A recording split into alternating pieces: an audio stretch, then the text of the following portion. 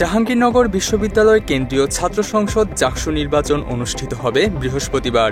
৩৩ বছর পর অনুষ্ঠিত হতে যাওয়া এই নির্বাচনে ২৫টি পদে লড়ছেন ১৭৭ প্রার্থী। অন্যদিকে হল সংসদের জন্য প্রতিদ্বন্দ্বিতা করবেন ৪৪৫ জন। কেন্দ্রীয় সংসদে ভিপি পদে ৯ ও জিএস পদে ৮ জন লড়ছেন। শেষ মুহূর্তে জিএস পদ থেকে সরে দাঁড়িয়েছেন স্বতন্ত্র প্রার্থী সৈয়দা অনন্যা ফারিয়া।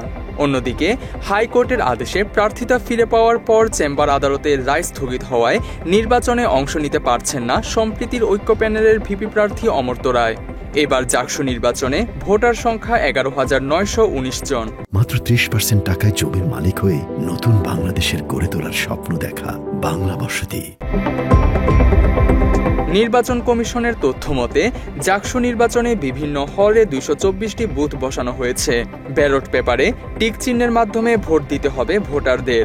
প্রতি ২০০ ব্যালট পেপারের জন্য থাকবে একটি করে ব্যালট বাক্স। কেন্দ্রীয় সংসদ ও হল সংসদের জন্য আলাদা ব্যালট বাক্স থাকবে।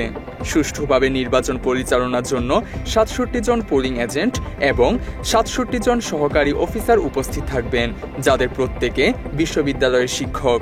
নিরাপত্তার স্বার্থে বিশ্ববিদ্যালয়ের ১২টি গেটে ১,০০০-এরও বেশি পুলিশ সদস্য মোতায়েন থাকবে।